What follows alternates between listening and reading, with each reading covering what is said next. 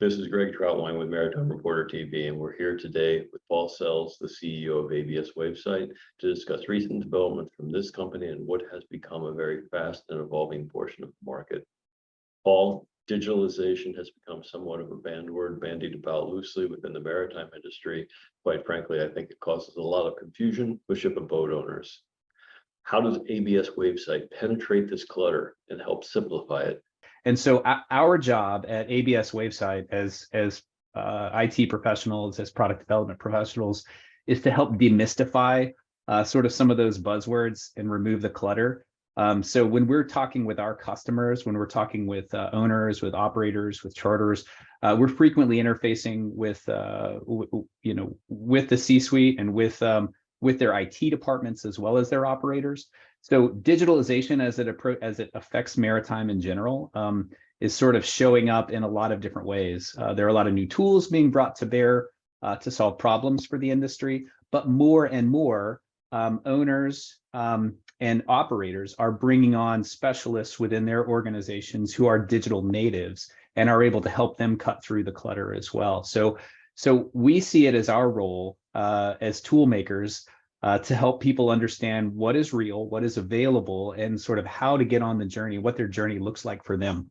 So when you talk about digitalization as perhaps a buzzword, it covers a lot of things, and broadly, sort of broadly helps people understand where they are on the journey from paper to spreadsheet to API to predictive capabilities in the future. Investment in digital solutions is one thing. Gauging its actual impact on a ship owner's bottom line is quite another. How does ABS Wavesight help owners quantify the value of a digitalization investment? That's a great question, and you bring one of my favorite words to bear in this question. That's value. So people think about digitalization, they think about the cool capabilities of bringing new tools to bear on things, but it should always come back to value. And when people are making a decision to make an investment in any new capability for their organization, they typically can think about it as a way to either grow their revenue or reduce their costs. And so let's break that down for a moment in terms of what it means for owners from an ROI perspective. So if you're looking at a way to grow your revenue, you want to make sure that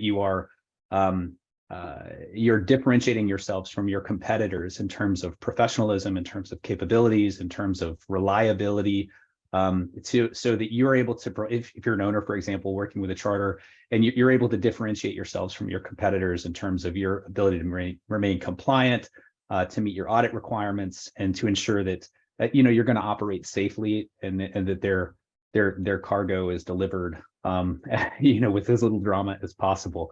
So the degree to which you invest in digitalization, you should be thinking about how to weaponize that in terms of differentiating yourselves from your competitors to show your, to really show your competence. And one of the great things about working in maritime is that we're a very pragmatic industry, a very professional industry, and a very storied industry. I mean, those are all kinds of great things. But when you're able to take that experience and then demonstrate consistently, immediately through tools, being able to bring up, oh, you need this report, I've got it. You need to understand where my vessel is, what its performance capabilities are, I've got it. That really helps set yourself apart when you're going up for maybe a charter party, negotiation or availability. So I always advise people to look at it first is, how do I capture more business? And then secondly, how do I run my businesses more efficiently? So when you're looking at how do I run my business more efficiently, as an old shipbuilder, I sort of think about that in terms of lean and different types of waste, and that gives a good framework to evaluate how you're driving efficiencies into your organization. And if you think about the 8 types of waste in lean, it doesn't all hold true for the transportation sector, but it's still a good framework. It's defects, overproduction, waiting, unused talent, transportation, inventory, motion, and extra processing.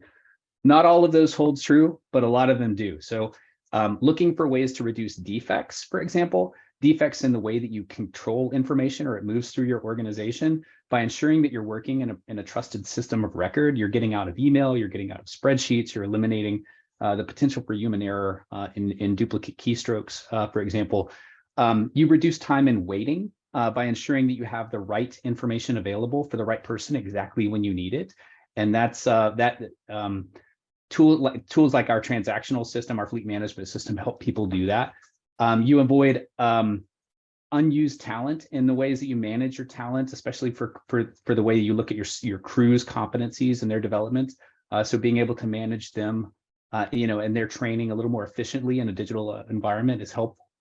And then ensuring that you have the right inventory on board. We see this a lot, especially with inventory management. So making sure that I have the right spares in place for the vessel, and managing that information in a system of record where the entire organization has a visibility rather than sort of getting off a spreadsheet or getting off something that isn't reconciled in near real time is very important. So those are just a few types of waste that you can come across as an enterprise. But in general, that framework is a good way to think about it. So you're looking for very structured ways to improve your processes that help you run more efficiently and decrease your costs. So that's the framework I would say. First, look at how am I going to make more money? How am I going to differentiate myself from my competitors? And then secondly, how am I going to save more money by eliminating waste from my process? At your presentation in North Shipping, you said something I found particularly interesting. We meet the customers where they are on their digital path. When you look at the maritime industry holistically, where is maritime today on that digital path? That's a great question, Greg. And I wish I could give you a direct answer of maritime is right here on this spectrum. But as someone who's worked in emerging technology for a while, I always think about this in terms of a normal curve. And there's a great book by Jeffrey Moore called Crossing the Chasm that is sort of a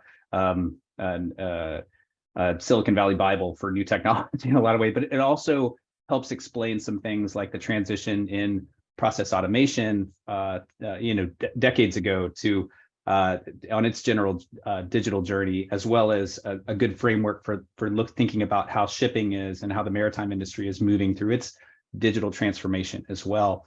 So this framework lays it out as sort of a normal curve. Starting on the left side, you have innovators who are going to try everything very quickly, early adopters who are watching the innovators and seeing some early successes and are sort of getting on board. And then the majority of the industry would be considered into two groups: the early majority and the late majority. And then you have laggards who are going to do as little as possible for as long as possible, and that just happens in any population.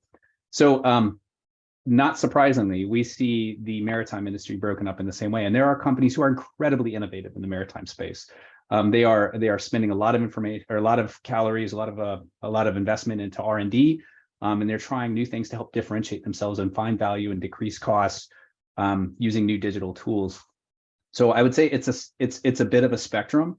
And from my perspective, with that framework in mind, having worked through process automation previously and a number of different sort of emerging technologies as well, I'd say we're kind of in the middle. We're in where we've crossed this chasm. We've gotten through. Certainly the innovators and the early adopters have a bit of a head start, but we're into the area of the early majority, and that's where the majority of the industry is sort of bringing in new digital tools, bringing in professionals into their organization that are sort of digital natives as well, and helping them through this transition. So I guess with that framework in mind, I'd say we're sort of in the middle of the journey is probably where I would put it. I know it's sometimes hard to narrow it down to one specific factor, but what do you see as the one biggest factor that will help this industry evolve faster to digital solutions? The one biggest factor, the thing that is really changing the S-curve for us right now is the access to high bandwidth, low latency communications with our vessels at sea. So we're beginning to think about or at least many of our customers are beginning to think about their vessels, at least aspirationally, like they would like to think about their offices. They want to think about them in terms of instant connectivity, high bandwidth. They're able to provide not just sort of creature comforts and video conferencing to their crews, but also to get real-time information off of them and to ensure that the information that's generated on the vessel is immediately reconciled with the information that's coming from the enterprise or from the office. So from my perspective, I think that's going to happen a lot faster than most people think.